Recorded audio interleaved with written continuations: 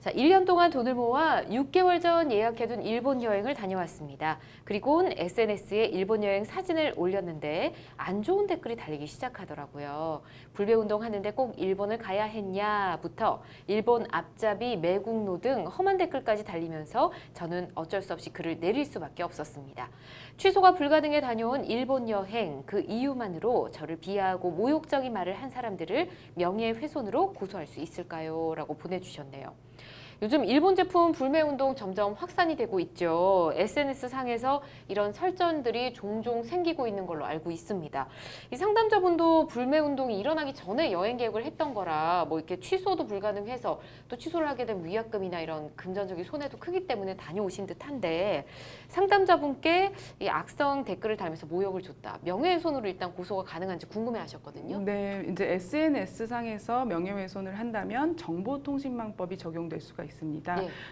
타인의 사실에 대해서 공연히 허위 또는 거짓의 사실을 하면서 이제 비방의 목적이 있을 때는 정보통신망법에 의한 명예훼손죄가 성립이 됩니다. 네. 다만 법에서는 명예훼손과 모욕은 좀 구분하고 있는 개념입니다. 네. 모욕이라는 건 추상적 판단 아니면 뭐 경멸적 감정을 표현하는 걸 모욕이라고 하고 구체적 사실에 관한 것이 허위이든 진실이든 간에 그 부분은 명예훼손으로 처벌이 됩니다. 지금 상담자분에게 이 댓글이 어떤 표현을 했는지는 잘 알 수가 없지만 예. 만약에 상담자분의 비방할 목적으로 정보통신망을 이용해서 허위 또는 거짓의 사실에 관련된 내용을 했다면 정보통신망법에 의한 명예훼손이 성립될 여지가 있고 비방 목적이 없었다면 일반 형법에 의한 명예훼손 또 그것이 아니라 단순히 사실이 아닌 어떤 판단이나 네. 경멸적 감정이라면 모욕 이렇게 될 것 같습니다. 그렇군요. 네. 알겠습니다. 나도 하니까 뭐 너도 불매운동 해야 해라고 생각하는 분들 굉장히 많으신 것 같은데 결국 이렇게 댓글을 통해서 비난까지 이어지고 있습니다. 변호사님 어떻게 보십니까? 저도 뭐 불매운동 자체에 대해서는 많이 공감을 하고 예. 사실 스스로도 뭐 작게나마 실천도 하고 있습니다. 예.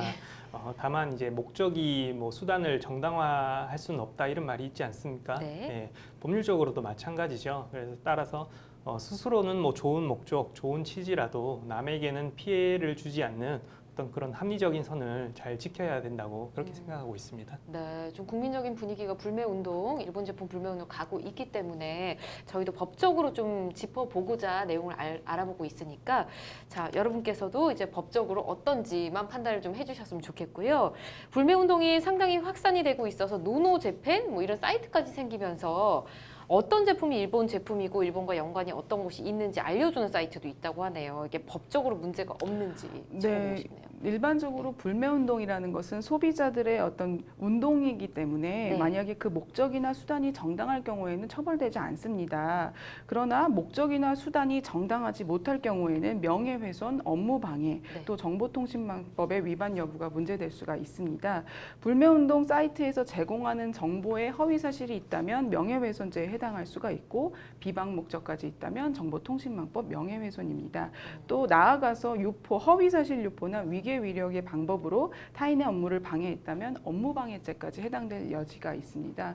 그런데 불매운동이 일반 소비자에게 정확한 정보만 제공하고 선택은 소비자의 몫으로 남겨놓는 그런 정도에 그친다면 목적이나 수단의 정당성이 인정되어서 처벌된다고 보기는 어렵습니다. 알겠습니다. 네.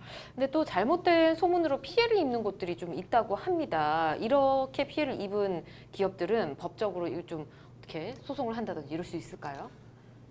사실 판례 중에 예. 실제로는 이제 일본 회사가 아닌데 누군가가 이제 그 일본의 지분이 넘어가서 일본 기업이 됐다.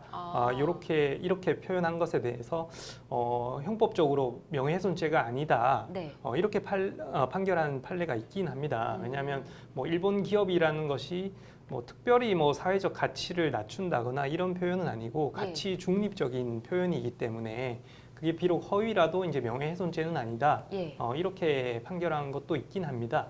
다만 이것은 뭐 형사적으로 유죄냐 무죄냐 여부에 좀 국한되었다고 할 수 있고요. 민사적으로는 뭐 어떤 잘못된 사실을 유포해서 뭐 적극적으로 선동을 해서 불매운동까지 이제 선동을 한다면 네. 뭐 손해배상 청구를 할 수 있는 여지는 충분히 있다고 그렇게 생각을 하고 있습니다. 그렇군요. 알겠습니다. 뭐 SNS 상으로 인증샷들 나도 불매운동 참여했다 이런 사진들 올리는 게 뭐 영업방해에 해당되진 않을까요? 이제 뭐 예를 들면 제품을 뭐 사는 사람이 없다, 매장에 사람이 없다, 아니면 제품을 샀다가 환불받았다 이런 거를 올리는 것은 진실이기 때문에 일단 허위 사실 자체가 아닌 것 같고 예. 그다음에 이 업무방해죄라는 것은 허위 사실을 유포할 때 이제 네. 되는 범죄입니다. 그래서 이거는 업무방해죄하고는 좀 거리가 있어 보입니다. 이 정도 행위만으로는 그렇지만 예를 들면 계속해서 그 업장에 전화를 해서 업무를 방해될 정도로 전화를 많이 하는 행위 예. 이런 행위는 업무방해가 가능할 것 같습니다. 알겠습니다. 자, 일본 제품 불매운동 관련해서 또 내용을 알아봤고요.